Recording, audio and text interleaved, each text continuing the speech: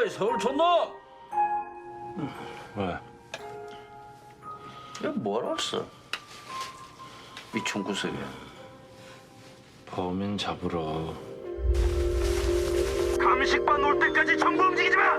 대한민국 병사들은 이 발로 몇 발짝 움직이면 다 밟혀. 너 여기 어디 알아? 너 반부 들어와서 이 새끼야. 네가 지 잔대가리 굴리는 놈은 저기 가. 미국 가. 뭐 FBI를 하지. 야 박두만이!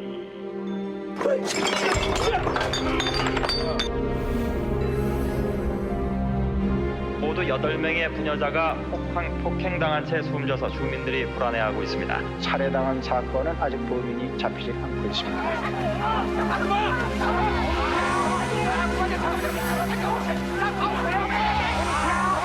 살해된 여자가 하나 더 있어요. 아직 시체가 안 나와서 그렇지. 2달 전 7월 18일 실종됐습니다. 참내 난 또 누구라고. 독고 현순. 걔 나랑 잘 아는 애야. 이 동네에서 현수이 쟤 모르면 간첩이에요? 기찻길 옆에 근원에서 양숙이 먹을 꽉 졸랐어.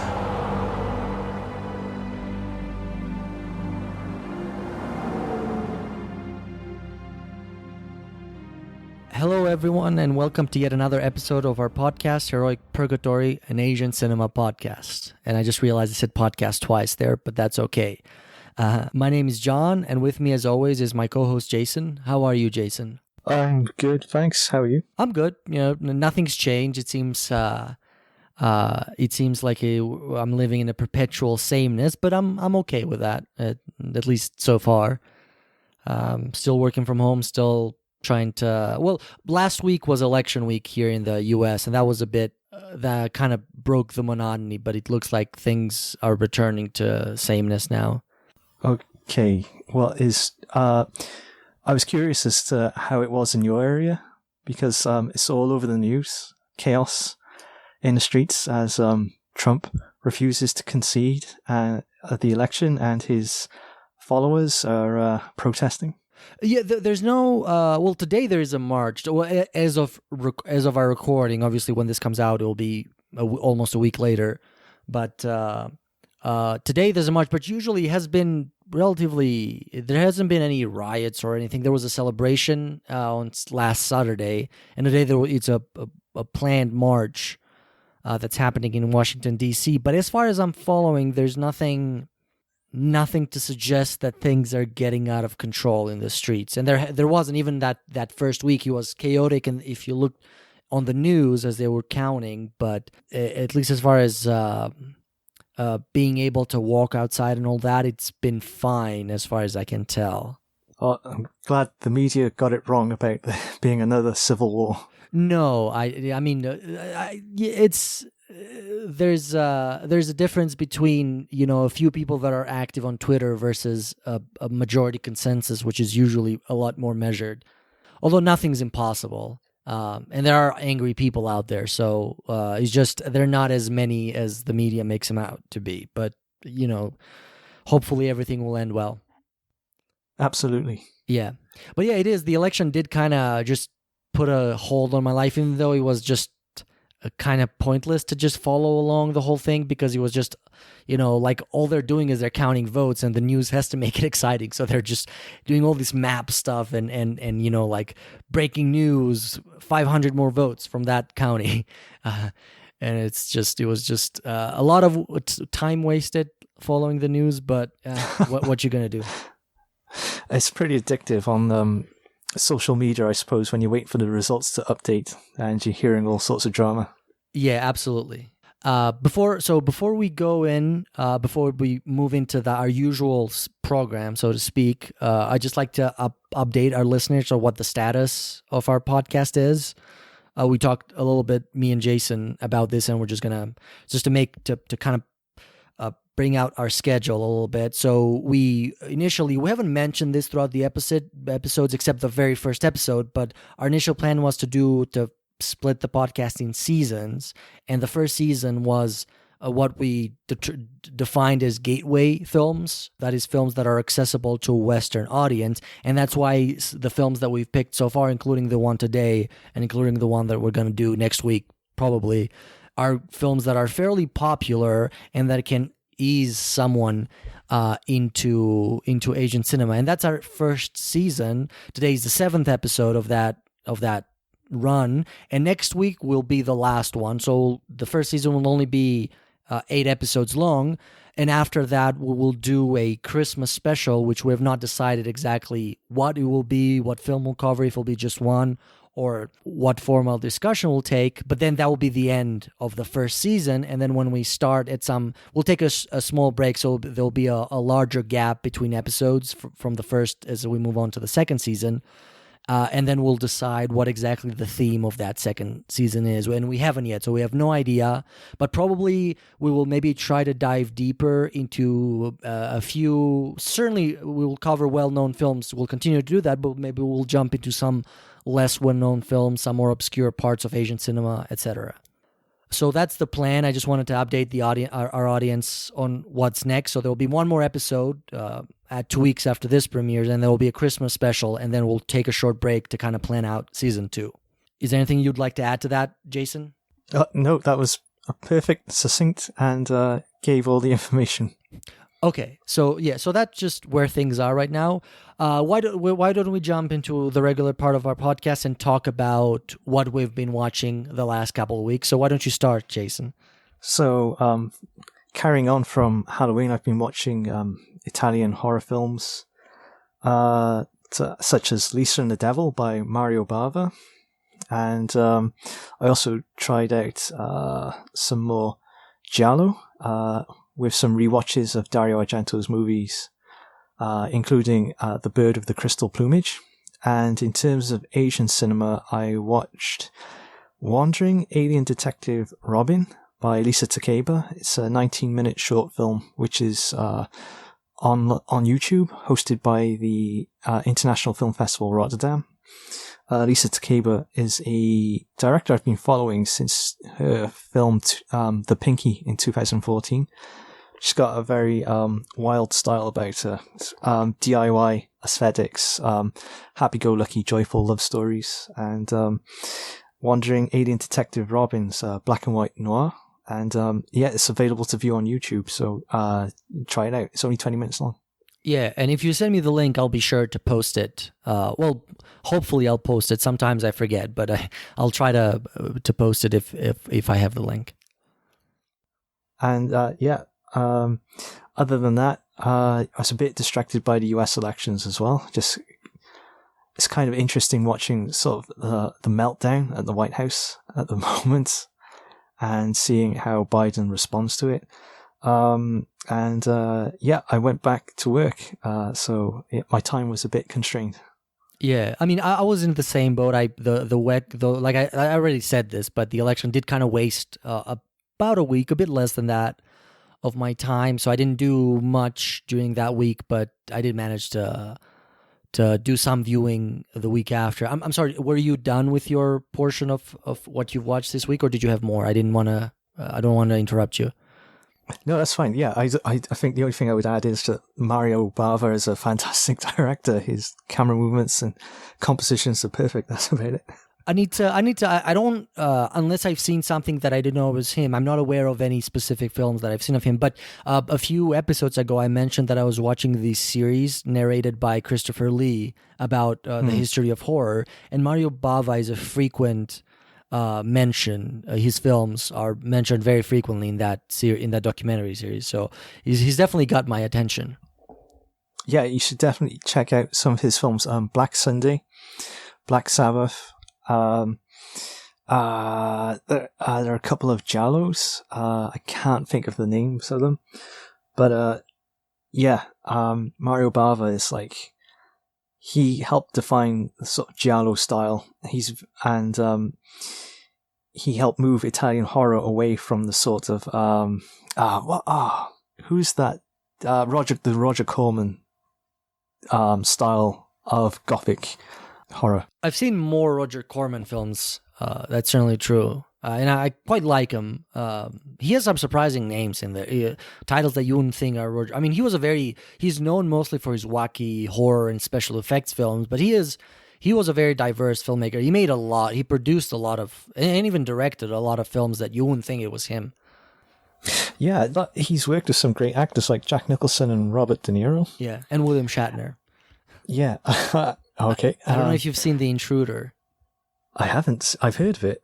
That's a fantastic film. It's a very low budget. Oh, is that the Trump-like figure? Yeah, but yeah, I think that might be the closest way to describe him. Yeah. Made in 1962 about integration, about this mysterious figure that wanders into a small town and tries to rise up the entire town to sort of deny integration. I mean, the story is certainly good. The ending was criticized, and I agree. The ending feels rushed, and that the reason behind that is that it was rushed. They had to finish it quickly. But just the approach that he takes, the tone of the film, the sort of the mystery element of this guy that just comes out of nowhere and just gets a whole town riled up behind his cause is excellently just a masterpiece of writing, in my opinion. Yeah, the reason I know it is because it did the rounds on Twitter a couple of years ago when people were making the comparisons between William Shatner's character and Trump. So it got my attention. The comparison is certainly there. The similarities are certainly there. I think I have a hard time articulating that, but the sort of I forget the name of the character played by William Shatner, but he's just he's not necessarily tapping into a campaign of misinformation. He's just exploiting a much more basal instinct of the population, which was racism at the time. Whereas I think the reason behind the current politics, I think they're a lot more complicated. I always dislike when people try to boil it down to a very simple reason. Trump won because of this, or Trump lost because of that. It's just politics are a lot more complicated than people often present on TV because they have to keep an audience. But anyway, and a healthy dose of racism. Yeah, well, I mean that's certainly an element, but yeah, as you said, misinformation. Yeah. And media manipulation, and the public have a very short memory attention span. That's true, and I think it is. I'm going to say this, and maybe hopefully because we're not a politics podcast, we're a film podcast. Although, of course, art is definitely involved in politics, so we cannot completely ignore them. But I think the problem with politics, and this has always been the case, it's not something new, is that the job of a politician is to govern, and campaigning is a necessary evil so they can get to governing. But I feel like it's politicians that are good at the job, that are good, are not necessarily good because they're good at governing. They're good because they're good at campaigning, which means they're good at winning. And I think that's a fundamental problem with sort of the current state of democracy. Let's just put it very broadly like that. And, it's just, you have to state whether it is serious issues, real issues, or fake issues. You have to state them in a way that is attractive to people. And the person who makes more, it's not the person who makes more sense that wins the affection of the people. It's a person who states whatever they're stating in the most attractive and sometimes most manipulative, because that's part of attraction, that's part of gaining followers, and the most simple way sometimes. And real world problems are not simple. Problems are complicated. They're complicated problems with complicated solutions. And I think that need to simplify and make things attractive to sort of a mass audience is what I think is a very serious problem in politics. Absolutely, and it's one exacerbated by the media, which constantly demands bombast to keep viewing figures high. Exactly. Yeah. Anyway, so of course we can and of course our episode today, when we get to it, also has to do with politics. So this may arise again, but for now, let's just try to move back into movies, and then we'll bring this up when it becomes relevant again. And our audience has to forgive us because we don't want to do this, but of course it's been part of our lives for the last week and a half, so it's impossible to not talk about it. It's like even if you want not to talk about it, it just comes up. So you just cannot escape it. Yeah, and it's it is what it is. to quote Joe Pesci. I think Donald Trump said something similar as Yeah, well. well, Joe Pesci said it first in The Irishman. And Joe Pesci said it best. Yeah. It's such a simple line, but it was so effective in that film. That was a great film. Feel free to cut any of that out. No, I'm going to leave it. It's fine. They can fast forward is always an option in podcast players. Okay. So I'll quickly go over what I said. So I did even though Halloween is over, the month of October, which is the horror month, I did manage to sneak another horror film that I hadn't seen, and it's the first film of the Phantasm series. Oh, okay, yeah. I hadn't seen it. I actually, to be honest, I didn't even know it existed. I didn't even know it was a popular franchise that had many films. I thought it would be a cheap, a bad horror film from the 80s. Well, this was 79, but close enough. I was surprised at how much I enjoyed it. I thought the technically was very well done. It has minimal dialogue, and I think the visual presentation of the film was great. And of course, horror is known for that, for pioneering in visual techniques. I think the story was a bit lackluster. It failed to do what a horror film should do and scare me. Like the main villain, I didn't find him scared at all. Of course, he's become sort of iconic, the tall man, as they call him. But I don't know. As far as I'm concerned, I didn't find him that compelling. And the story, like I said, was a bit lackluster and it didn't make much sense. But I think the atmosphere and the mood of the film kind of was enough to draw me in. And I guess that's enough for this kind of film. The story doesn't necessarily have to be top notch, as long as the feeling around it is adequate. What else? So whereas October is the month of horror, November is the month of noir, or Noirvember as they call it. So I kind of went to Amazon Prime and searched for noir, and I kind of added a few films to my wish list. And I watched a couple of them. I watched a few of them, but a couple that kind of stood out were The Big Combo, which is a 1955 noir film. Not very well known, but again, the story is okay, is adequate, but I was very impressed by, first of all, the visual aesthetic of film. It felt ahead of its time. That's just the best way I can put it.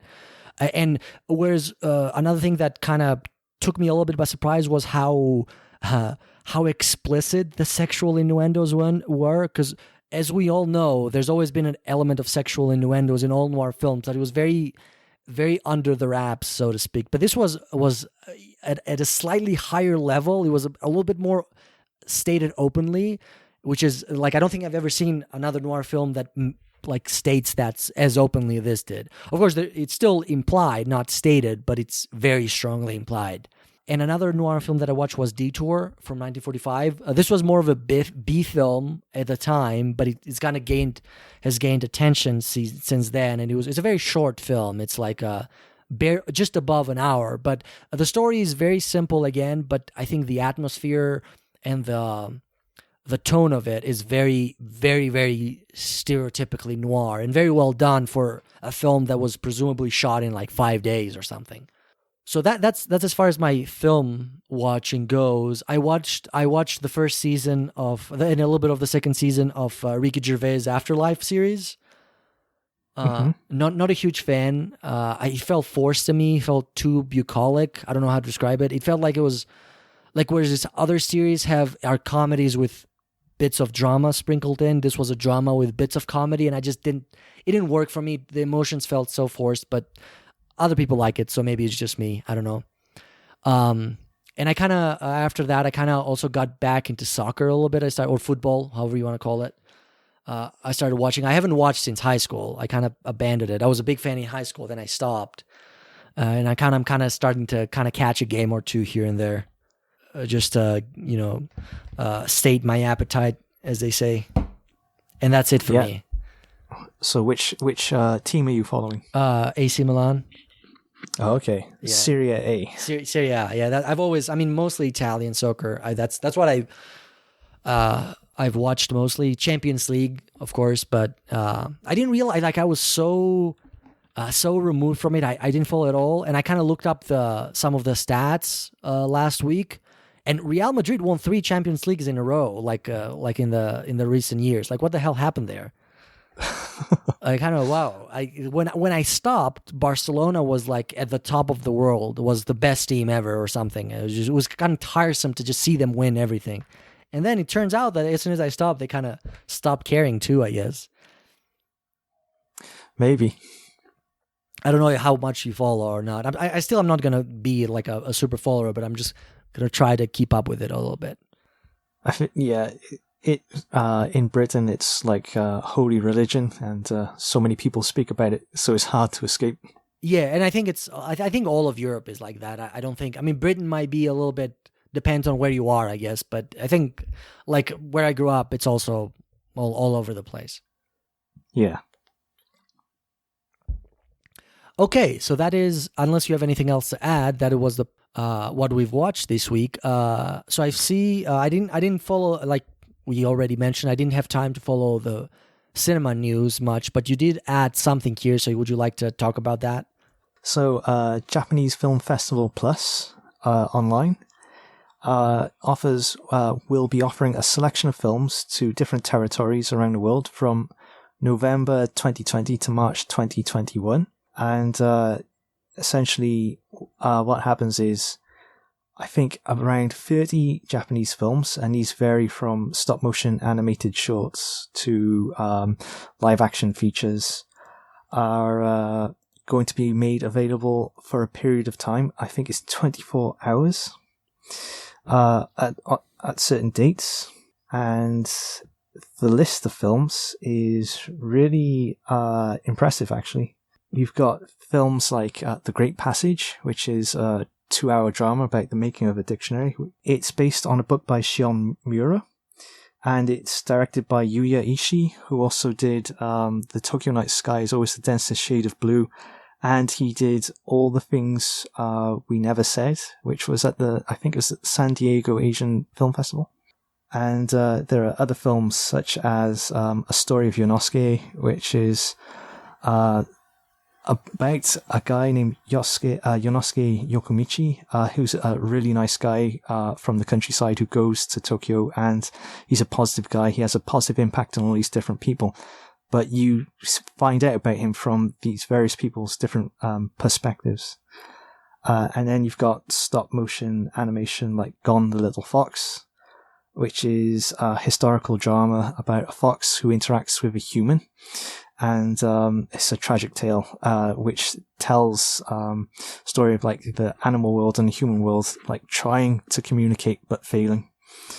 And we've got Little Spider Girl, which is like more in the traditional anime vein, like supernatural creatures and big action. So these films are available online, free to watch, I believe. And the territories that are covered run from Philippines, Malaysia, Thailand to South Korea, United States, Germany, Italy, Spain, but they don't cover the UK or Japan.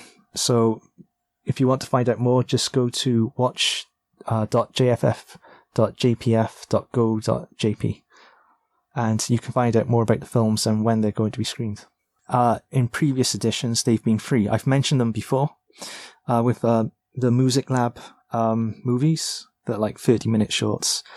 I'm assuming they're going to be free to view. There's no mention of any cost.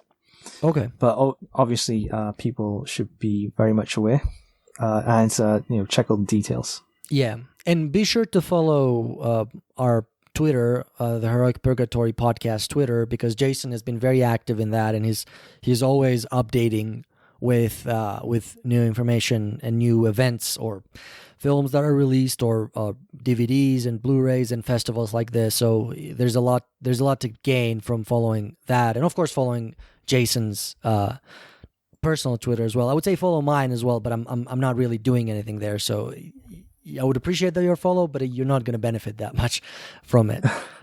So there's that. But yeah, but also check our website if you're so inclined, and we'll have that information there too. Okay. Yep.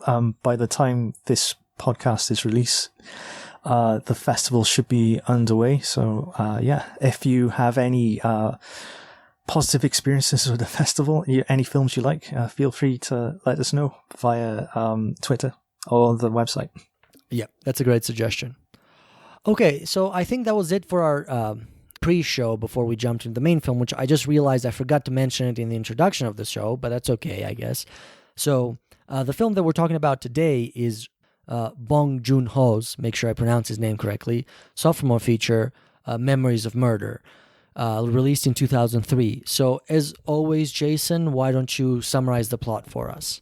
Okay, so Memories of Murder is director Bong Joon-ho's sophomore feature, as you've previously mentioned, and it's a fictional crime thriller based on a stage play that was inspired by South Korea's first serial killer case, where 10 women were killed during the time period of 1986 to 1991. The film starts in October 1986 with the discovery of a woman's body in a drainage ditch outside of a small village in Korea's, forgive my pronunciation, Gyeonggi province. Evidence shows she was raped and strangled with her own stockings. Rural cops Park Do-man, played by Song Kang-ho, and Cho Young-koo are on the case, but their investigative methods are poor, as they rely more on tracking suspects through local rumours and beating confessions out of them. Help arrives in the form of Seo Tae-yoon, a younger but more experienced detective from Seoul, who trusts in forensics and research. However, their differing techniques and a series of investigative dead ends puts them repeatedly in conflict and, as the case grinds on, the killings continue, leading the police to pursue increasingly desperate measures to catch the culprit. All right, Jason, thank you very much for that summary. So why don't you tell us when was the first time you saw this film and what did you think of it? So the first time I saw it was on BBC 4 in the early 2000s when I was in high school. And I thought it was a brilliant movie. I remember just being really emotional at the end and telling my mother about it. And ever since then, I've told people that this is a brilliant movie. It's Bong Joon-ho's best. And when Parasite came out, I continued that message, repeating that message. I can't believe what you're saying because I did exactly the same thing. I'm jumping the gun a little bit here, but that was whenever someone praised Parasite so much, and I'd say it's it's great, don't get me wrong, Parasite is a good film, and we did mention it a bit last time, I guess, but it's maybe his third better film. Like, check out Memories of Murder, please, because that is just so brilliant. What would you say his second greatest film is? I mean, that's a bit contested. I think everybody would agree that Memories of Murder is his best, but I would say, in my opinion, that his second best is Mother. Okay, yeah, I think I'd agree with that. Yeah, I think that film is, even Memories of Murder is universally loved. Mother is was well received, but I think a little bit forgotten, especially because immediately after that he kind of went to Hollywood, and I think Mother was that at a weird time in his career as he was transitioning to Hollywood that I think was a little bit overshadowed. But I think Mother is just a very, very underrated. Well, not underrated because it's well received, but I think maybe does not receive the attention it deserves. But I would put it as my estimation, it's his second best. I think Mother is the only film that I've actually reviewed on my blog. Oh, how did you characterize it? I'd have to go back and read the review. That's fine. It's, I think Memories of Murder was probably his breakout film, especially in the UK. And following that, The Host got wide release, and it was shown on movie channels. And after that, it was only really Snowpiercer and Parasite. Yeah, absolutely. In fact, I would say The Host, of course, a good film. Again, not to bash it, but I would say I feel about The Host kind of like the opposite. My emotions are sort of diametrically opposite to what I feel about The Mother. I feel like The Host received a little bit more attention than it deserved. It's certainly in my circles and the online circles that I frequent, that seemed to be his most popular movie, or at least his most popular Korean movie before Parasite. And I was a little bit puzzled by that because I didn't think he was that meritorious. Is that even a word? I'm sticking with it. Anyway. Meritorious. But yeah, that was, of course, I enjoy The Host, and I've seen it multiple times, but it seemed to me that it maybe, and of course it's easier to sell, so I get that. I get why it would be, it's a monster movie, it has special effects and all that, so I get why it would be the most popular. But maybe, I think if I could just flip the attention that The Host received and give it to Mother, and vice versa, then I would be able to go to sleep happy. I suppose, like, in a decade's time, people will be on Twitter saying the exact same thing. That Mother's, its presence would be much more greatly appreciated. Yeah, I mean, hopefully, who knows? Of course, it seems like, it's possible, like, after the success of Parasite, people have kind of gone back. And the film that we're discussing today, Memories of Murder, is receiving a theatrical re-release. I'm not sure if that made it UK or not. Yeah, it is. It has, but unfortunately, cinemas are closed. Yeah, due to COVID-19. So it's very limited, but it also made a Blu-ray re-release. I'm pretty sure. It's a 4K release, isn't 4K release, yes. And I don't think Mother is getting the same treatment, although it could potentially just be coming up next. Like maybe they're just going sequentially, one film at a time. They skipped his first film, of course, which I understand. Have you seen Bong's first film, Barking Dogs Never Bite?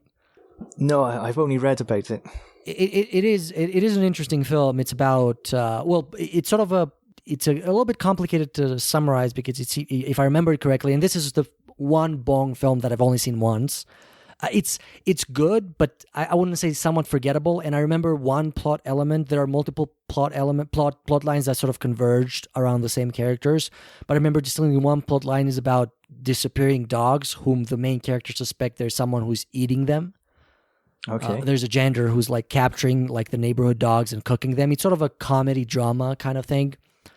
Again, enjoyable, but somewhat forgettable compared to what the director would go on to do next. Yeah.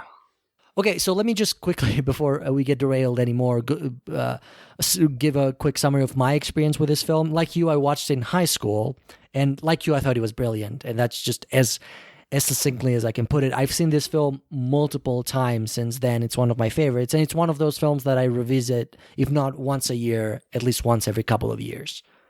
Okay, I haven't watched it in more than a decade, so it was nice to revisit it. Yeah, I think, and I definitely watched it. I watched it a couple of times, around the Oscars when Parasite won, because I just kind of wanted to remind myself of it as Parasite was kind of making the news. I wrote a review to kind of relate it, but not quite. I wrote a review about Parasite in Viz Cinema, and of course it was very a very positive review. But my one complaint about Parasite was that it was not very nuanced. I thought it was too heavy-handed. I compared it to Akira Kurosawa's High and Low. I'm not sure if you've seen that film. I don't think I have. Yeah, so I don't know if I put this in the review, but I would go as far as to call it a loose remake of High and Low, a very, very loose remake of High and Low, because they have similar plot lines, they have some sort of similar structure, and they also have sort of similar in a visual aesthetic that sort of like High and Low does the same thing, where height is a metaphor for class. Like the height, the vertical position in the city that they live is a metaphor for class, which Parasite does the same thing. But however, the one difference that I pointed out was that I think High and Low is a lot more nuanced, whereas I felt like Parasite was a very sort of, its message was somewhat heavy-handed, and I'm never for that. And I would say that Memories of Murder doesn't have that. I think the whether it's just the character work or the message that the memory, even though with the very clear shout out that it has at the final scene that is supposedly looking at the murderer directly, Song Kang-ho is looking at the murderer in the audience, and we'll talk about that eventually later, what the implication of that is. I think the rest of the story is a very, very not ambiguous, but a very complex exploration of not only these characters, but the place of these characters in the historical time in the historical and political backdrop of South Korea at the time. Mm-hmm. And that was my final rant about Parasite. I'm not going to criticize it any longer. It's just going to be positive from now on, I promise.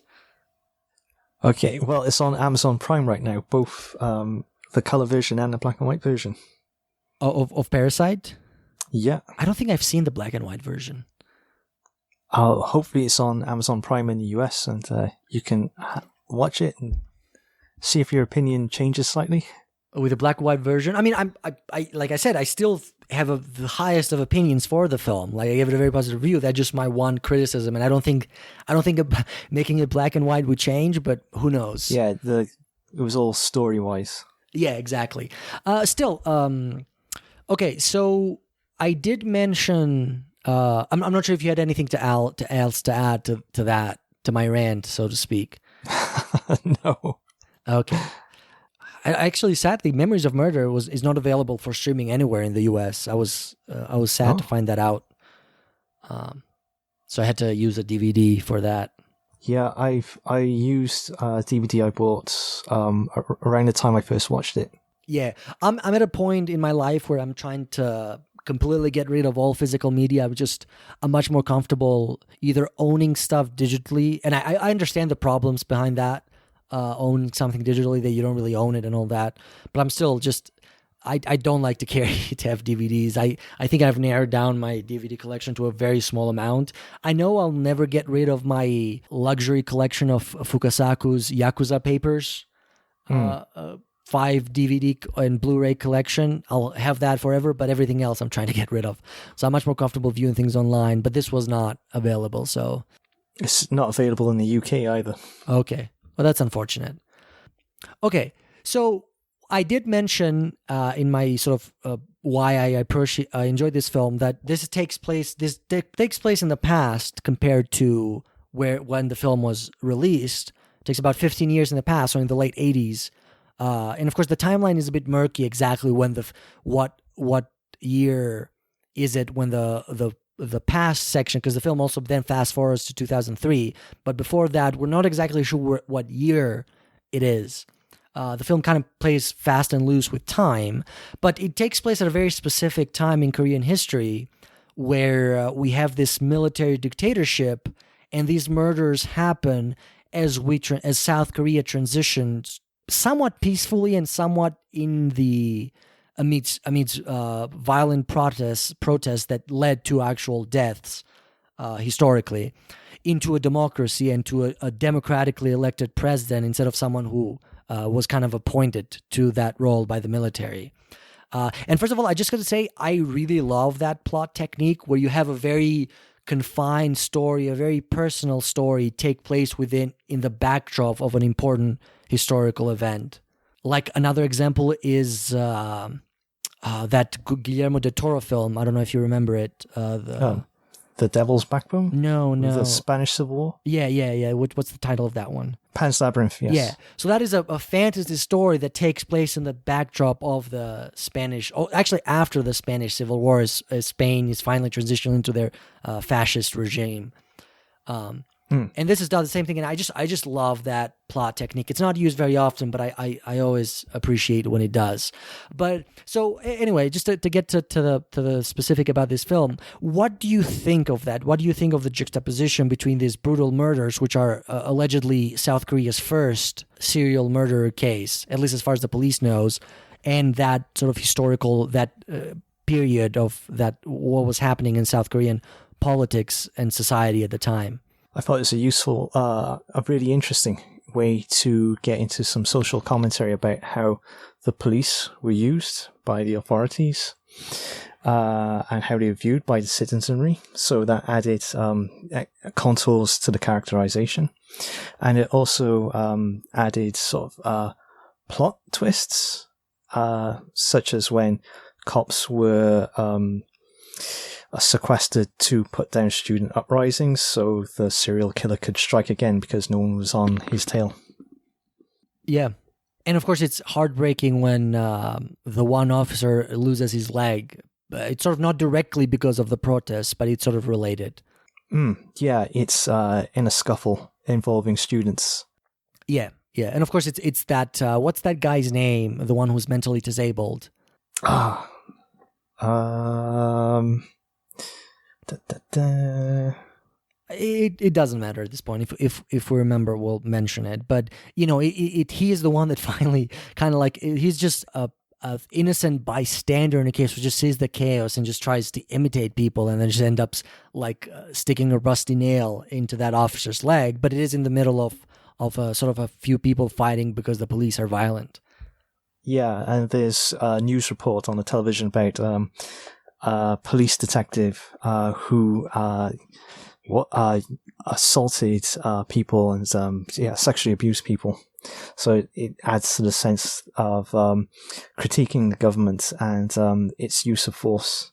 But the intellectually disabled guy is Baek Kwang-ho, and he's initially suspected as being the killer.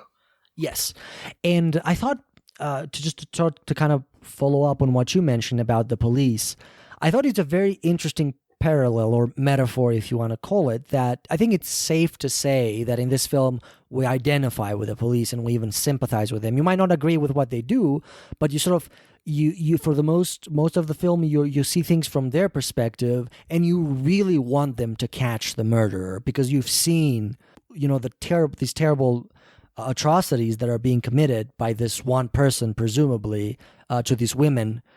And you want them, so of course you may not agree with police brutality, but you kind of feel like and even the second policeman, what's his name, Cho Yong-koo. No, I mean the new guy that comes from the city. Oh, from Seoul. Seo Tae-yoon. Seo Tae-yoon. At first he is very against what the Song Kang-ho's character is doing in terms of planting evidence and beating guys, but even he in the end says, we just need a confession. He says, I'll just beat him up, and in the end he tries to kill him. So I feel like the audience, he's most closer to the audience in this respect, because he's like the audience comes from a faraway place into this new environment, trying to understand this new place and these new characters. And I feel like he represents the audience in that he may not necessarily agree with the brutality and the beatings, for example, and the torture, but in the end he just wants to get it done. We just finally want to see the murderer caught.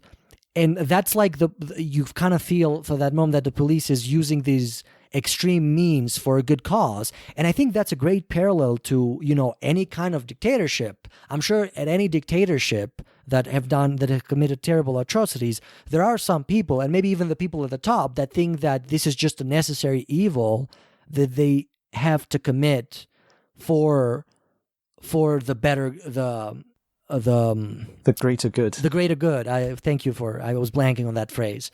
It's all about the greater good. The greater good. How can this be for the greater good? The greater good. How can this be for the greater good? The greater good. Shut it!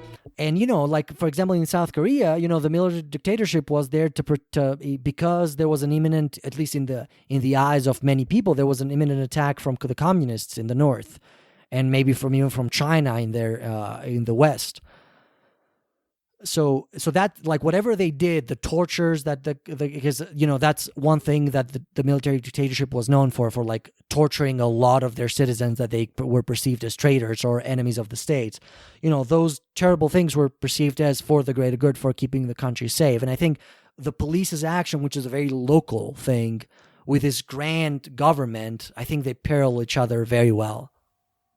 Yeah, I think it's also a testament to the acting as well, that we feel like they are sympathetic throughout the movie, because there's the tonal shifts that Bong Joon-ho uses, lots of comedy, to sort of lessen the impact of the violence, I suppose, and we actually feel.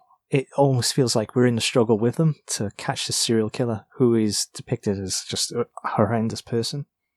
Oh yeah, absolutely. And the fact that we are so removed and we never get closure in the end just makes him even more horrendous than what he might be in real life. Yeah, they're apart from Cho Yong-koo, who's continually drop kicking people. Yeah. yeah, the other cops, they have some positive qualities to them.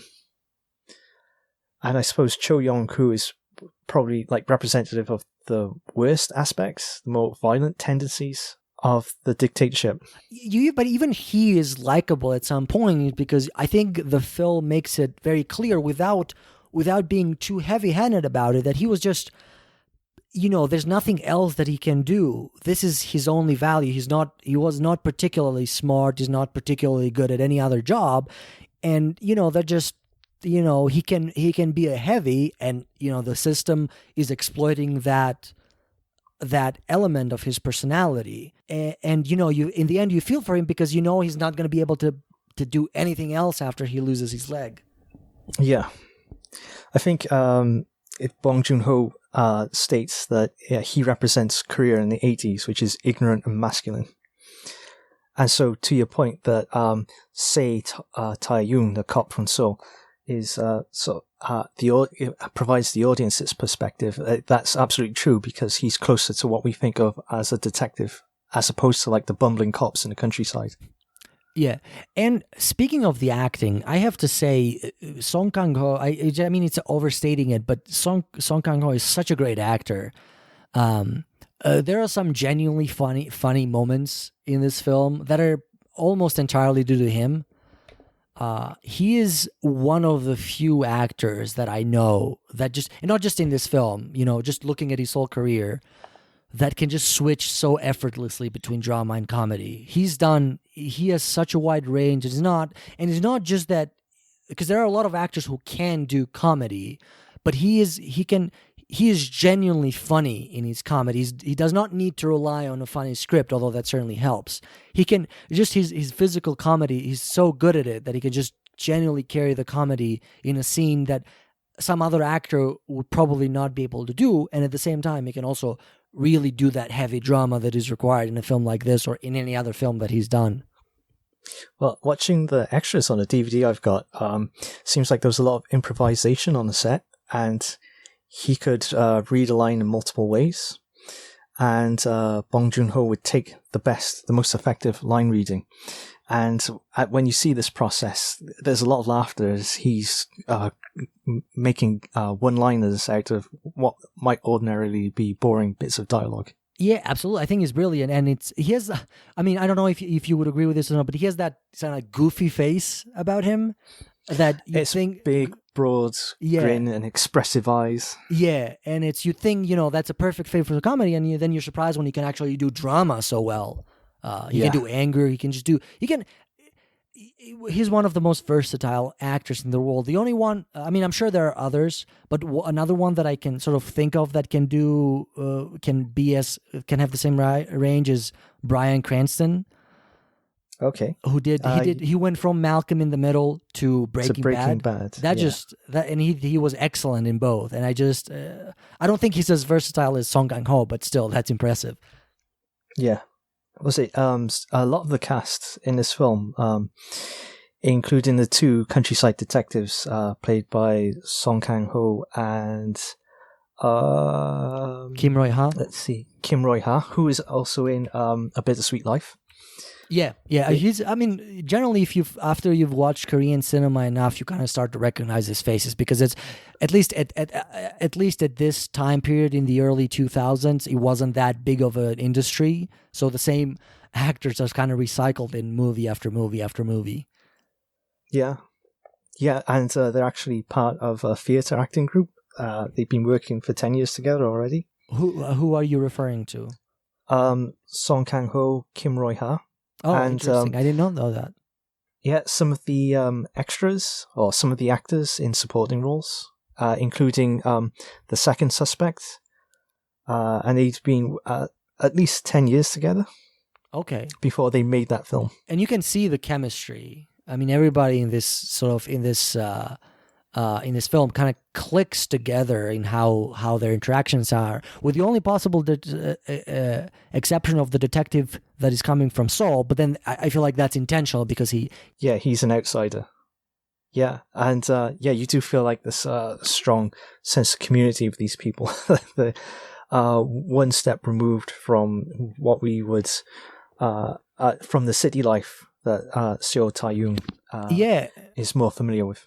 And it's as someone who actually grew up in the country, it felt, of course, a European countryside with an South Korean countryside may be completely different, but I can sort of feel familiar the vibes, like, something as silly as, just a tractor going over the evidence because it's just a villager going about his business. Like I can literally see that something like that happening in the village that I grew up. And so this definitely feels lived in and accurate. Absolutely. Okay, so so we said that this film starts at about 1986. Yeah, 1986. I think on-screen text at the beginning does state that it's 1986, but like the synopsis on the DVD case and on IMDb, Wikipedia state it's 1986 as well. Oh yeah, I mean that sounds familiar, but sort of the film does an interesting thing with the time that it feels, from watching it feels that the events from that starting point till almost the end of the film happen in a relatively short amount of time, but the real case happened over the span of a five-year period. And I feel like the film is intentionally constricting the time down as to emphasize at how big part of these detectives' lives this, even though other things may be going on, not in only in their lives but the country. And I think that's where we get a hint that more time has passed than it's indicating by, initially it looks like it's a quiet village, and then the protest starts, and then the protests end, and they do mention months, like they found this a few months ago and then a few months later and stuff like that. But it's not clear to tell how much time has passed, because this part of their lives has dominated this series of murders has dominated the detectives' lives so much that nothing else matters. Yeah, these are probably some of their most defining memories, and it's really comes out with that final shot of Song Kang-ho looking out at the screen. Speaking of which, I mean, many years have passed. Song Kang-ho looks the same, didn't you think? Like they didn't really try to age him at all in that makeup. He was wearing glasses and he has a different hairstyle, but he pretty much looks the same. He slouches a lot. He's got more weight when he's younger. He's put on more weight when he's younger. He's much more slovenly, slobbish, and he seems like to have matured. And he's now a father figure. And when he was at the breakfast table, I thought, oh, maybe they'd put grey in his hair. But when you actually see him in the final scene, he looks mostly the same. Yeah, that's right. Just a bit thinner, and yeah. I wonder if they shot them at if they did the final shot like a few months later or something. It was a 6-month shoot. So during that process, Song Kang-ho put on weight to portray the younger character. And the detective from Seoul, who's played by Kim Sang-kyung. Well, Kim, he stopped eating so much and he stopped sleeping so much so he could convey the sense of a person really consumed by the case, really becoming obsessed with it. Yeah, and it definitely shows on him. Like he looks more sleep deprived at the end, assuming they shot the film chronologically. Well, yeah, it's like almost animalistic the way he's behaving at the end, which is a complete contrast to how he's introduced as the sort of big city detective who's a bit more civilized. Yeah, and he's even a little bit more funny in the beginning because he's just, he gets in trouble because he is asking instructions from that lady and gets beaten up by Song Kang-ho's character. Yeah, he's also kind of like nonchalant. You can see him in the background. Your attention's in the foreground, but when you look to the background, you see him. He's often smirking or shaking his head. Yeah, absolutely. So the like you mentioned in your summary, the film's plot is based on a real set of a real serial killer in in South Korea, which was not caught. Well, that's a bit complicated. He was not identified at the time of the film's release, but he was actually in jail for a completely unrelated crime at this time. So it's arguable whether he even saw the film, depending, because he was serving a life sentence for killing his sister or something like that. It was his sister-in-law. It was a rape and murder. And he confessed to those 10 murders and a bunch of others. That were never caught. Yeah, in 2019, so very recently.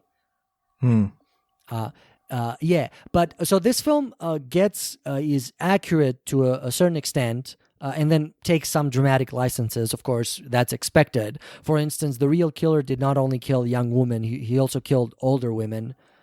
I think the oldest was 71 years old. Something like that. Yeah, he just killed women. In the real case, it was for a part. It was suspected that the murders happened on rainy days and with women wearing red dress, but then that was later abandoned as it turned out not to be the case. What else? So the guy that turned out to be the killer was never a suspect in the original case, at least from what I've read. And that's amazing because they massed up as many as 22,000 suspect for this. And another, so the film, the manner of crimes, the film it portrays accurately. One thing that, as far as I can read, did not really happen was that the police devoted a lot of resources into catching this, into stopping this crime. So it's unlikely that there was a shortage of men, like it's portrayed on the movie. Yeah, that's probably a specific political critique. Absolutely, yeah. So that's and I'm okay with that. But I think at least in the Wikipedia article, it says that as many as 2 million police officers were delegated to the case, which is incredible. Yeah, I think the case happened. It was ongoing when a new prime minister or president came into power, and he announced a war on crime, and the serial killer struck again, and it was like seen as taunting the president at the time. Yeah. But Bong Joon-ho actually contacted the detective who investigated the case and one of the journalists who covered it, and he got all sorts of details. And on the DVD extras, you can see that you've got actual crime scene photographs, I think. Oh, I don't think I've seen the DVD extras. I should probably check them out. Yeah, it's the edition I've got is Optimum Asia from 2004. Okay. So yeah, it's a source of a lot of information.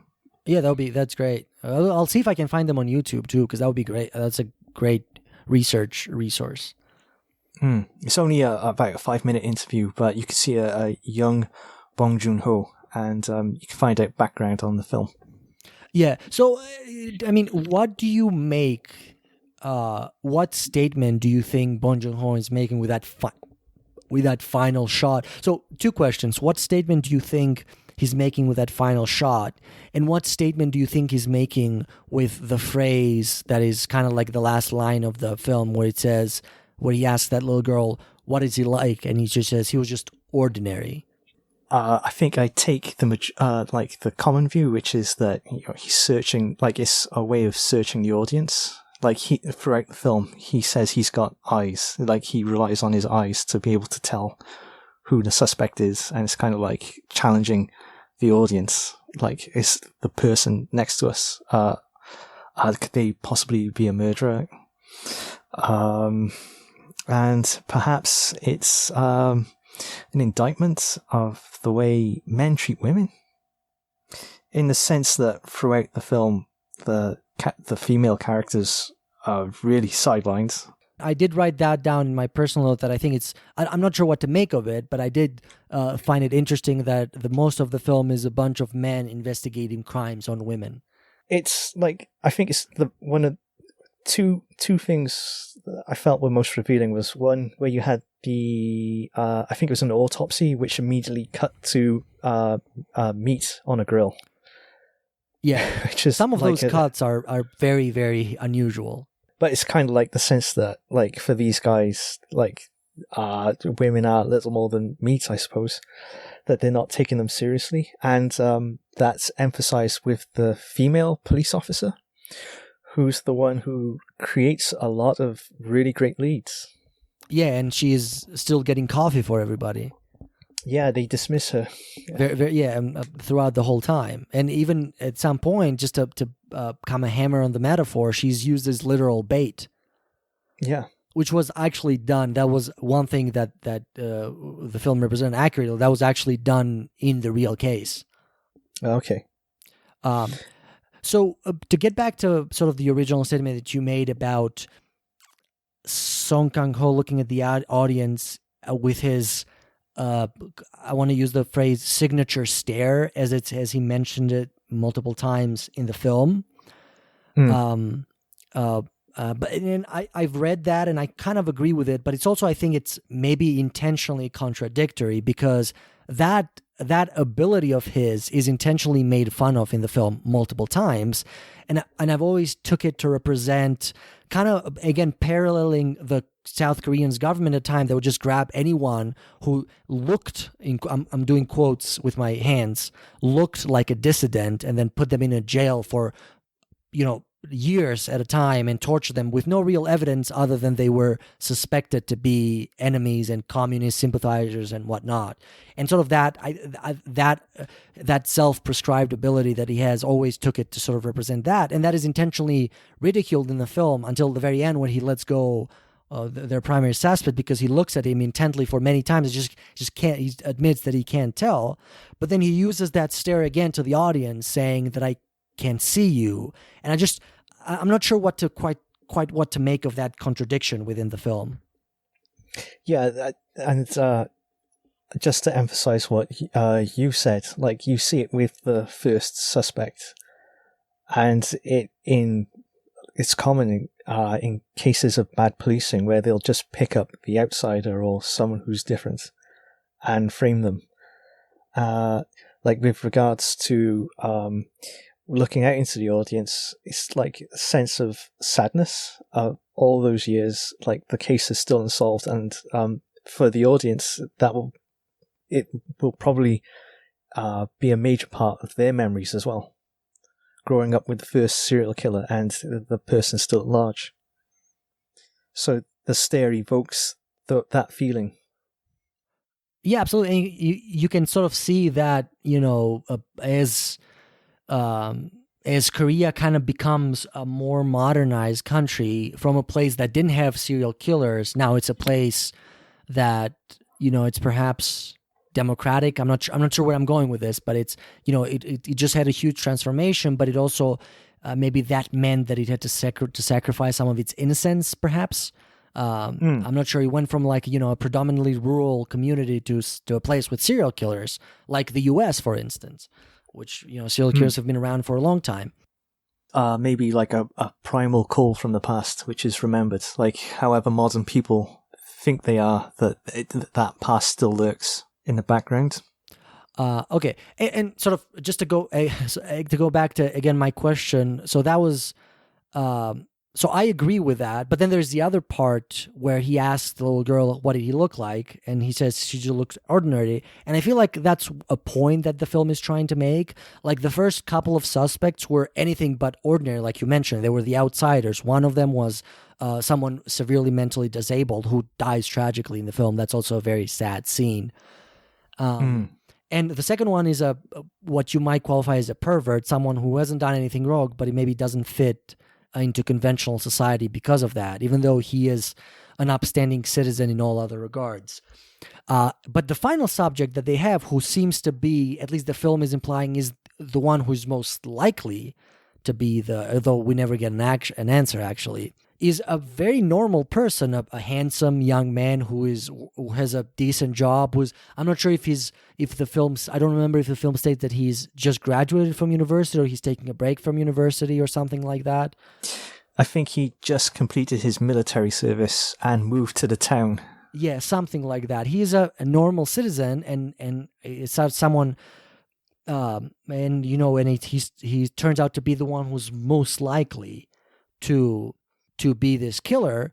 And I think the film in the end makes the case that evil is in all of us. And that could be for murderers, but they're again going back to the dictatorship, that any normal government that seems just can actually has injustice within itself, just like we all have injustice within us. And I think that's what the point that Bong Joon-ho is trying to make with the girl saying he just looked ordinary. But I feel like when the real killer was finally caught, I feel like that backfired, because the real person turned out to be anything but ordinary. He raped something like 40 women. He was convicted for robbery. He was a very unstable person. He was just someone who, in my opinion, got lucky not to have been caught for those serial murders that he committed. Absolutely. So I think it's just a bit ironic, but I don't necessarily think that lessens the point that the film is trying to make. I just think that it's historically turned out to be a little bit not quite what maybe Bong Joon-ho was trying to drive across. Because that was, sorry to go on about this a bit more, but that was a valid assumption that the reason they didn't call the serial murderer was because he didn't have anything about him that made him stand out. And that's a very valid assumption. During the film, Song Kang-ho's character repeats a couple of times that normal people are usually perverts. They usually have something to hide. And also, like, that he looked normal.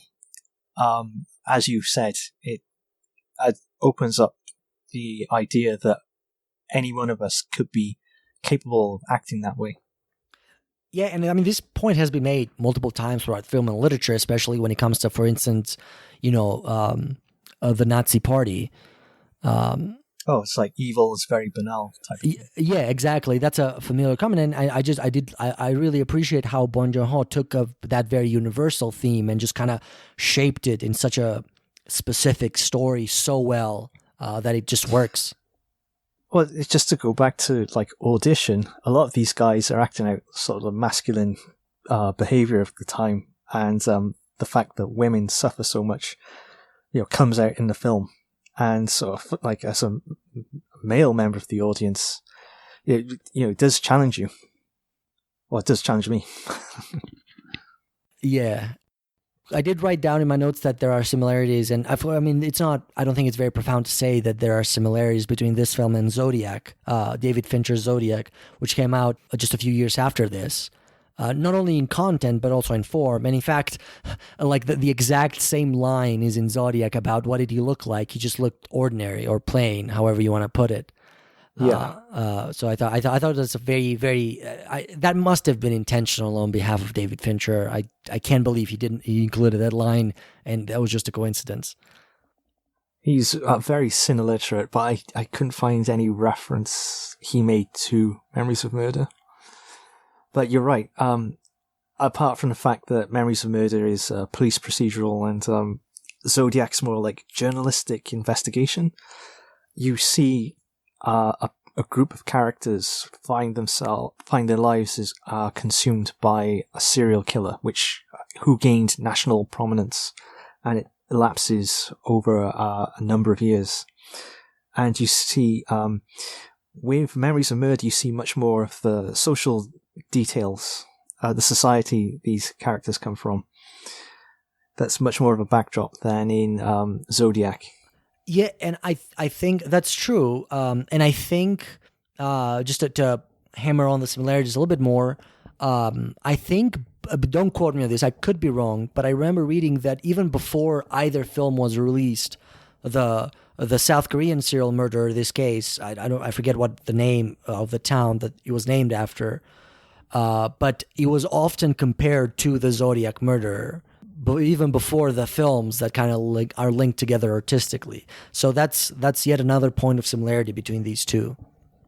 Interesting. Yeah, and I like you already mentioned, in both films contain characters that are that their life is consumed by the pursuit of these crimes, or these criminals to be exact, and both of them get to the point where it seems like it becomes a personal obsession where they're no longer concerned with this notion of justice or just catching the crime, and that might also in memories that might also linked with the objectification of women, where it becomes a little bit more they feel personally affected or fooled by this criminal rather than the objective harm that these criminals are doing, if that makes any sense at all. But I think both those films have that in common. I do think Memories of Murder is a bit more subtle on that approach, whereas in Zodiac, that's kind of full frontal. Clearly, you can see Jake Gyllenhaal's character obsessed. His life is destroyed, or his wife walks out on him. Yeah. Whereas in Memories, he's more resigned, and in the end, he just gives up, and it's never not part of him, because we see in the end how he's just sullen when he visits that first death site, but he's moved on with his life. At least he's able to have a semblance of a normal life. Yeah, it's like I can imagine, like maybe it's representative of South Korean society that they've moved on, but that case still haunts them. It's something they still have to deal with. Yeah, they've adapted to a new life. Now he's no longer a government worker. He's a businessman. He sells fruit juices. No, what is he selling? It's like a fruit juicer, yeah. Yeah, like a extractor or something. It's like crushes stuff, yeah. Yeah, it's just funny. He's sitting in the van with I don't know, making fun of some executive that he's about to sell to or something. Like a very typical modern Korea, essentially just, business driven, leading the world in technology and stuff. Well, he's a complete contrast to what that country bumpkin who's full of swagger that you first meet. Yeah, absolutely.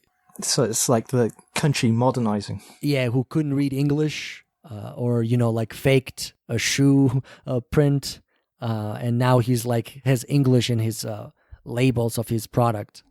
Well, just to go back to Song Kang-ho's performance when he's giving the presentation to the prosecutor, and he's laboring over every sentence that he reads from the whiteboard. Yeah, I mean, he hasn't even, like, of course, they might not even have slides like the old overhead slides that they used to have, but he just has like a simple board with a bunch of papers hanging from it and just like flips them over. It's very funny, and you can definitely see the detective from So. He's just sitting in the back, completely bored, and even the inspector or the prosecutor, what is he? He's bored, clearly bored from that presentation. He could be like the chief. He's something like that, either the prosecutor or the chief, because there was another chief in the beginning of the movie, and then he kind of disappears later on. Yeah, I like that sequence for like the point of view shot where you get of the newspapers, and it's kind of like, oh, this guy is really intent on what the press is saying. Yeah. Even though that sort of aspect of the story gets dropped. But one of the deleted scenes, there are a number of deleted scenes from the film, and one of them shows the Seoul City cop, Detective Seo. Like, it's just before you go to 2003. And Song Kang-ho's character, he walks into the interrogation room, pats Detective Seo on the back and walks out, and there's a light flickering, and Detective Seo is like obsessing over the lights, and the camera slowly pushes in on him or zooms in on him, and it cuts between a flickering lamp and a detective, and you can see a person appear behind him and a hand on his shoulder, and he looks back at like a point of view shot, and it's supposed to be representative of like some great evil that still exists out there, which he was never able to catch, and he's like a broken man at the very end. It's a very revealing scene, but I'm kind of glad they removed it because it keeps the ambiguity, I think. Yeah, the ambiguity is needed, especially for the third suspect. If you just pigeonholed him as a pervert or a murderer, he'd be less interesting, and it'd be less. It wouldn't be representative of real life either. Yeah, exactly. And I like how the film is right on the line where they're just we're just about sure that he is, just like the characters are, just like the detective from Seoul is, but there's just like one thing just to make us feel 100% sure, and that, I think that makes all the difference. If they made him look a little bit more guilty or a bit less guilty, I don't think it would work. But just like they're that exact sweet spot that I think just works so well in this film. Absolutely. Okay, so one thing, another minor issue that I kind of wanted to talk about, and I mentioned in the beginning that November is Noirvember, and we celebrate film noir. Would you classify this as a noir film? I suppose it has elements of noir. It's like cynicism and exposing corruption. But I see it as a police procedural.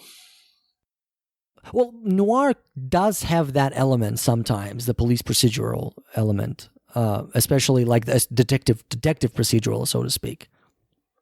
When I think of noir, I think of like Robert Mitchum in Big Sleep or Farewell My Lovely or Farewell My Darling. Farewell My Love Me was the Mitchum 70s one, I think. Yeah. Yeah, but there's a couple more adaptations of that in the 40s, I think, or either 40s or 50s. So yeah, I just like noir has that certain aesthetic. I'm more inclined to see it as Memories of Murder as a police procedural. I think so too. I do still think that this does have elements of noir in it, particularly sort of like the more dark tones, and the police part of the police procedure are not necessarily mutually exclusive with noir.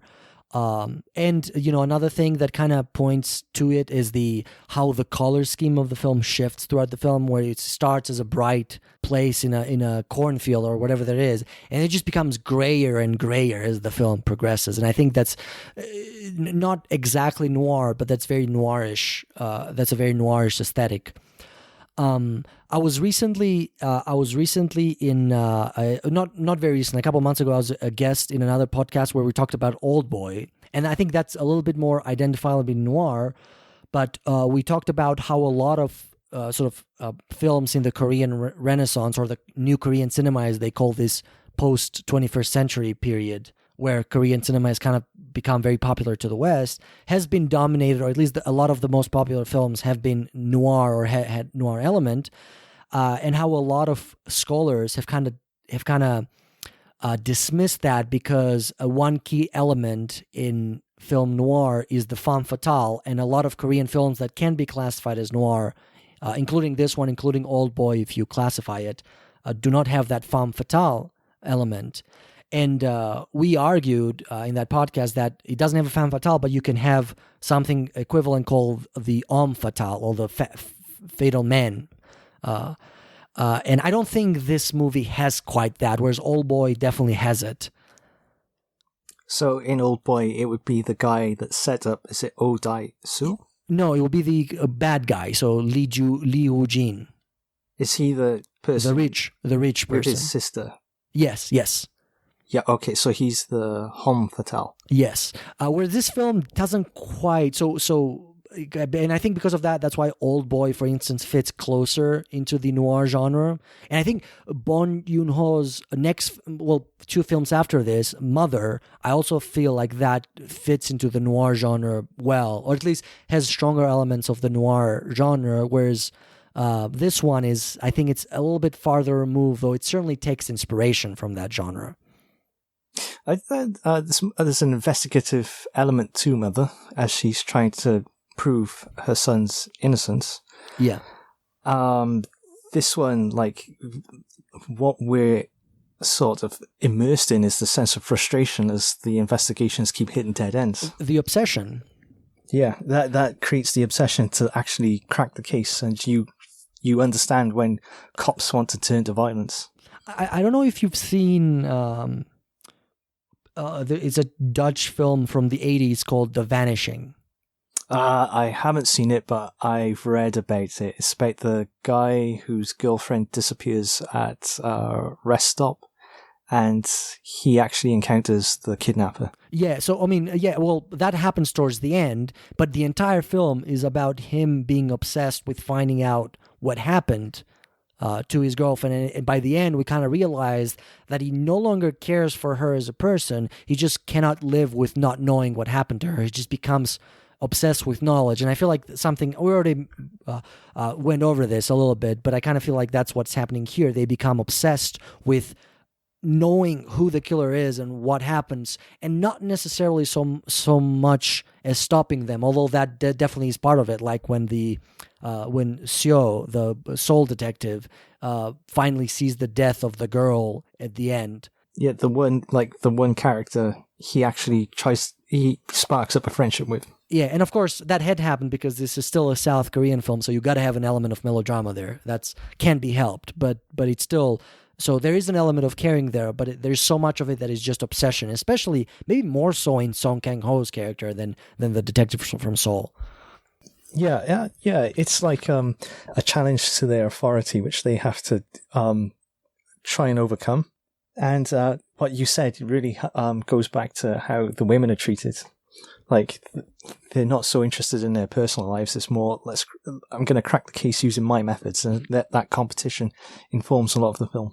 Yeah, and the guy who loses his leg, Detective Cho, a few times when he attacks the suspects, it's because they talk back to him.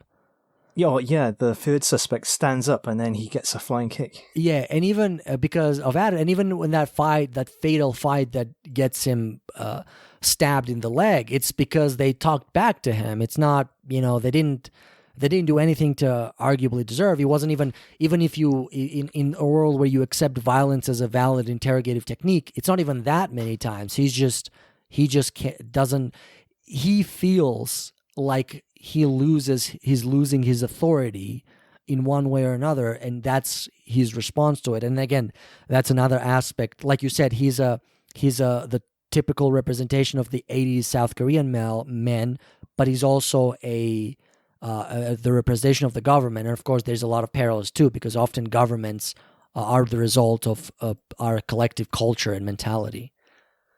You do actually see him beating up a female protester student at some point. Yeah, he drags her he pulls her hair or something in that scene, right? Yeah, there's like a big riot going on, and he drags her away and kicks her. And the first person to speak out against detectives in general in the restaurant scene where he gets the nail in the leg is a woman. Yeah, he says they should get their dicks cut off or something like that. I think that's her line. Yeah. And even, and I think adding a little bit quite nuance, when the third suspect, the young man, what's his name? Is it Park Hae-il? Yeah, so the one who the final suspect. The handsome guy. Yeah, the handsome guy, right. Yeah. He even, like, one of his first words is also, what? You're going to beat me up like you beat up innocent people? I refuse to be all the school kids. No, you torture people. Yeah, exactly. So he is a part of the resistance in a sense. He's part of the new generation that he's protesting in that scene in his own way. So in a sense, he's identifying with the protesters outside, and we kind of get a glimpse of what the establishment feels towards them by Detective Cho's punching him and not being able to tolerate what he's actually saying, which is true. However, whether or not he is the killer, what he's saying at that moment is actually true and fair. And when the prosecutor or the chief or whatever he is says, don't hit him, he's not necessarily concerned with the guy's well-being. He just doesn't want the press to find out later. Yeah, the press are always around here. His name's Sergeant Shin Dong-chul, so he's the superior officer. Okay. Oh, yeah. Yeah, that scene where I wonder if he was a stuntman or the real actor when he kicks him and he falls off the stairs. Down the stairs. Yeah, he almost... That looked painful. That does look painful, and he almost hits his head, although I'm assuming there is some protective cushioning there. But that was... I would be impressed if that was the actual actor that did that stunt instead of a stuntman, because I guess I have to go back and look at it, but I'm pretty sure we see his face. And then I don't remember if he cuts back further back or it's the same shot. So that would be impressive if it was the actor. Yeah. It's a concrete stairs and floor. and he goes down quite a few. Yeah, and he almost hits his head in the back wall. That is incredible. Okay, so is there anything else that you feel like we should discuss about the film? Any other discussion topics that we haven't delved into? I suppose the music by Taro Iwashiro was really fantastic. Yeah, it doesn't necessarily stand out, but it blends with the emotions of the film very well. And it peaks during the chase sequence where they find the second suspect in the field. Yeah, and that ending theme is also pretty poignant at the end. Yeah, moving. Yeah, it kind of... I feel like whenever he stares and then the music just kind of intensifies and he goes to a higher note, like I think it's a trumpet, I don't know, if a violin, something like that. I'm not great with identifying instruments, but I feel like that just intensifies the emotion that he has as he looks towards the audience. The music does a lot in that particular shot. Absolutely. And of course, it doesn't hurt to repeat how a wonderful actor Song Kang-ho is. No, yeah, he's a brilliant actor in this. Okay, anything else? No, that's it, I think. So I have written down here, and we can just briefly talk about it because I don't think there's much to talk about. But so this film came out in 2003, and it won a few of the top Grand Bell Awards, which is... Well, Korea has several important award ceremonies, but I think this is maybe the oldest one and the most important. And it's sort of their Oscars equivalent. Although you can also make the argument that the Blue Dragons are those, because that's also an important award ceremony. And there's also the Korean Film Awards, which is also an important Korean film ceremony. They have a lot of awards that they consider important. But in the Grand Bell, this won Best Film, Best Director, and Best Actor for Song Kang-ho. And it's important to point out that the Grand Bell Awards are held in June, and this film came out, so in June of 2003 in this case. And this movie came out in the earlier part of 2003, so it was not competing with movies like Old Boy, Memories of A Tale of Two Sisters. The Tale of Two Sisters, and Spring, Summer, Fall, which came out later, and they would be celebrated in the next Grand Bell Awards. Yeah. Oh, and Wishing Stays. And what? Part of the Whispering Corridor series, Wishing Stays. Which I have not seen. I still need to visit that franchise. Yeah, it was released in a 4 DVD set. Okay. And there's a 5th movie out there as well. Okay. It's also worth pointing out, since I mentioned the awards, like 2003 was a fantastic year for Korean cinema. The films that were released that year kind of catapulted it to international attention. And that's Memories of Murder, 2003, Old Boy, 2003, A Tale of Two Sisters, 2003, and Spring, Summer, Fall, Winter, and Spring, also 2003. That's a great lineup. Yeah, and then there's other ones that are less well known but also great. So Silmido is one of them, also 2003, a great film. Save the Green Planet, a science fiction comedy. Doesn't have the same international appeal, but a very funny movie, also 2003. I think The Classic also came out in 2003. Yeah, The Classic came out in 2003. It's sort of like a romantic Korean drama. Not as popular international, but received a lot of attention in Korea. Okay. Yeah, so 2003 was just a phenomenal year for South Korean cinema. And I feel like that's the year where it kind of became clear that South Korean cinema had something. In the current scene of international cinema, I think 2003 defined South Korean cinema as near the top of the world stage. Yeah, I can see 3 or 4 of these titles which actually went into cinemas in the UK. Yeah. Which is pretty impressive. Yeah, my favorite, of course, Old Boy is my favorite film of all time, but another one which I've mentioned in this podcast before that I don't think has received as much attention as it should is Spring, Summer, Fall, Winter, and Spring, Kim Ki-duk's film. Mm-hmm. And that's another masterpiece. I think you've said you've seen it, right? Yes, Kim Ki-duk's movies were screened on British television, so Samaritan Girl, Spring, Summer, so on and so forth. Yeah. I think Bad Guy as well, and Free Iron. Those 4 were screened. So that's Spring, Summer, Fall, Winter, and Spring is a masterpiece in my opinion. It was very highly regarded in Korea, and I think it did receive theatrical release in the West. I don't know if that means UK or US or both, but it didn't get the traction in the West that I think it deserved. Yeah, it's definitely going to be one of the titles we're going to look at. Is the podcast. Absolutely, and let me check.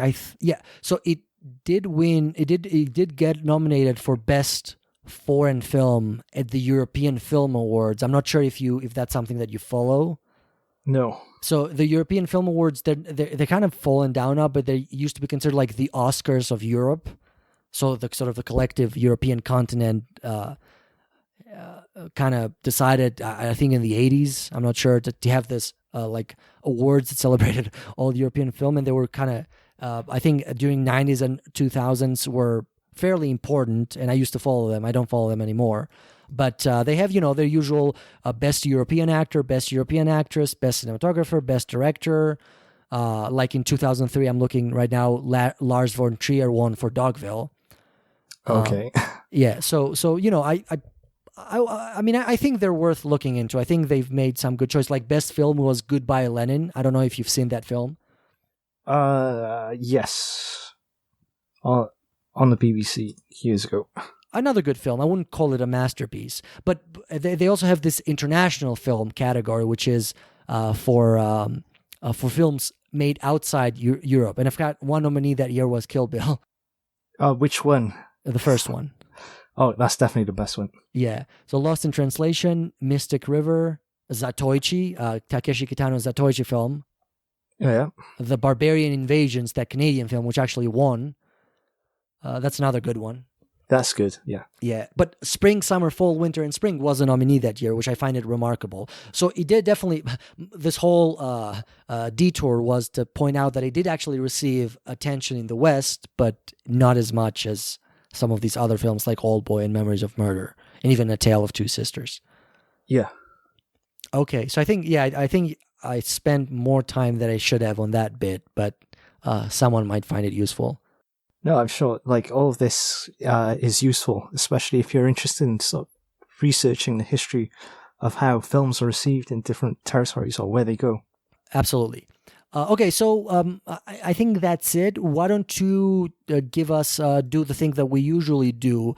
What is maybe let's do what letter grade would you give this film, and how would you rank it in Bong Joon-ho's filmography? We kind of already did that, but let's kind of do it nice and in one contained section in the end.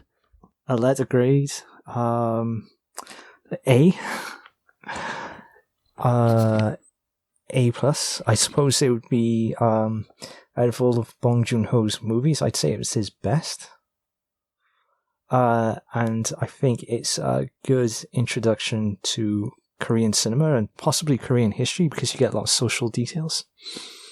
And you can see how melodramatic it can become, and how good the police procedural can be. And you get Song Kang-ho. Yeah. And I absolutely agree with that. A for me, A plus. I don't know what the highest is, but he just gets that. And I like you, I would put it at the top of my Bong Joon-ho list. Maybe at the top by a significant amount. I think this is a masterpiece. Considering it's only his second feature film, it's incredible. Yeah. That's also worth pointing out. And it's a very good way to introduce someone into South Korean cinema first and Asian cinema second. And in fact, this was one of the early South Korean films that I watched, and it definitely did a lot into keeping me into that territory. Okay, so is there anything else that you'd like to add before we make the closing announcement? Yeah, please let us know what you think, and feel free to interact with us on the website and on Twitter, and visit our blogs and look at our writing on V-Cinema. Absolutely. Make sure, if you have any comments, questions, suggestions, corrections, that's I would be very happy if we get correction for everything we say, because we don't fact check all of our statements. So be warned. So don't feel like you have to be polite. Of course, be polite, but don't be afraid to tell us when we've made mistakes. This is why I usually add a disclaimer in front of things. Yeah, that's always good practice. Okay, so that's it for this episode. Next time, our plan is to cover the Chinese film Devils on the Doorstep, directed by, if I'm pronouncing the director's name correctly, Wang Jiang. It's still tentative. We think that's the film we'll cover. It depends on if we can. Partially depends on availability. Although most likely that's the film that we'll cover next week. Until then, we hope you stay safe, have a good time, watch the movies that we discuss, and see you in a couple of weeks.